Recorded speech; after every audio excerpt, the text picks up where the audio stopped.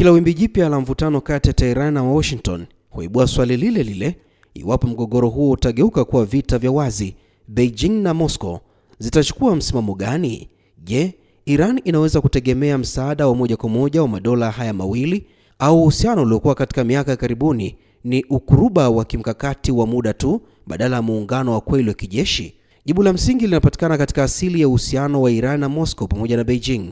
Kinyume na taswira zinazotolewa mara kwa mara na baadhi ya vyombo vya habari kuhusu muhimili au kambi ya kupinga magharibi, Iran haina muungano rasmi wa kijeshi na Urusi wala China. Kwa mujibu wa nadharia za mahusiano ya kimataifa, muungano wa kijeshi humaanisha ahadi ya kisheria na ya wazi ya ulinzi wa pamoja endapo upande mmoja utashambuliwa, ahadi inayowekwa katika mkataba maalum wenye masharti ya lazima. Ahadi kama hiyo haipo kati ya Tehran na mojawapo wa madola haya. Hata hivyo, kuwepo kwa ushirikiano wa kimkakati katika sekta maalum, hususan ulinzi, nishati na diplomasia, kumechochea mjadala kuhusu kiwango kipya cha mahusiano hayo. Mfano wa karibu zaidi ni mkataba wa ushirikiano wa kimkakati kati ya Iran na Urusi uliotiwa saini mwezi Januari 2024.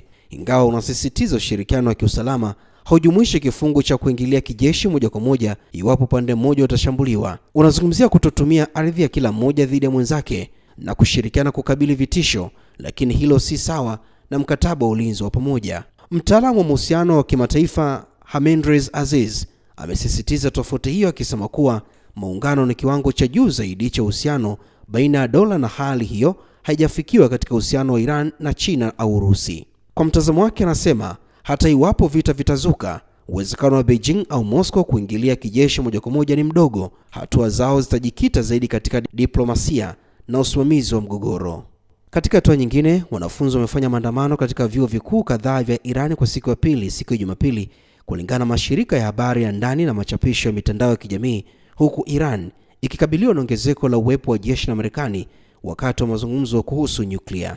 Machafuko mapya yanafuatia maandamano ya kupinga serikali mwezi uliopita, ambapo maelfu ya watu waliuawa katika machafuko mabaya zaidi tangu mapinduzi ya Kiislamu ya Iran ya mwaka 1979. Televisheni ya serikali ya Iran ilionyesha video za kile ilichosema ni watu wanaojifanya wanafunzi wakiwashambulia wanafunzi wanaounga mkono serikali huko Tehran, ambao walikuwa wakishiriki katika maandamano ya kulaani ghasia za Januari. Maandamano pia yalifanyika katika vyuo vikuu huko Mashhad, kaskazini mashariki, kulingana na video zilizochapishwa na kundi la haki za binadamu lenye makao yake makuu nchini Marekani. Siku ya Jumatano, video inayodaiwa ya waandamanaji katika chuo kikuu cha teknolojia ya Sharif cha Tehran inaonyesha wakimlaani kiongozi mkuu Ayatollah Al-Khamenei kama kiongozi muuaji na wakimtaka Reza Pahlavi, mwana wa Shah aliyepinduliwa Iran, awe mfalme mpya.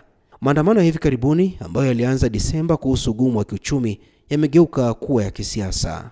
Wakati hayo yakiendelea kuripotiwa, Rais wa Marekani Donald Trump anahoji kwa nini Iran bado haijasalimu amri licha ongezeko la shughuli za kijeshi la Washington huko Mashariki ya Kati, amesema mjumbe maalum wa Rais wa Marekani Steve Witkoff.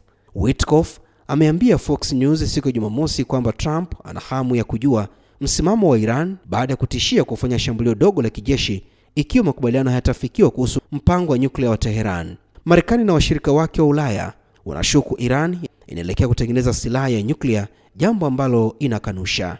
Ndani ya Iran, maandamano ya kupinga serikali yalifanyika katika vyuo vikuu kadhaa mwishoni mwa juma, maandamano ya kwanza ya kiwango hicho tangu yale ya Januari ambapo maelfu ya watu waliuawa. Katika mahojiano yake na Fox News, Witkoff amesema sitaki kutumia neno kuchanganyikiwa kwa sababu yeye Trump anaelewa ana njia mbadala nyingi, lakini ana hamu ya kujua kwa nini hawajafanya hivyo, yaani kwa nini hawajasalimu amri. Kwa nini chini ya shinikizo la aina hii, nguvu za majini tulizonazo, kwa nini hawajatuambia hatutaki silaha za nyuklia? Bado ni vigumu kuwafikisha mahali hapo, mjumbe wa Trump aliongeza Bwana Witkoff. Waziri wa mambo ya nje wa Iran Abbas Araghchi alisema siku ya Jumapili kwamba anaamini bado kuna uwezekano kwamba mzozo huu unaweza kutatuliwa kidiplomasia. Katika maoni tofauti siku mbili zilizopita, Araghchi alisema Tehran ikiandaa rasimu ya makubaliano na itaikabidhi kwa Witkoff katika siku chache zijazo. Maafisa wa Marekani na Iran walijadili mpango wa nyuklia wa Iran katika mazungumzo yasiyo ya moja kwa moja huko Geneva, Uswizi, tarehe 17 Februari. Walisema maendeleo yamepatikana. Oman, ambaye ndiye mpatanishi wa mazungumzo hayo, alitangaza siku ya Jumapili kwamba duru inayofuata ya mazungumzo imepangwa kufanyika Geneva Alhamisi ya wiki hii. Rubaa za Kimataifa, Theophane Ng'itu.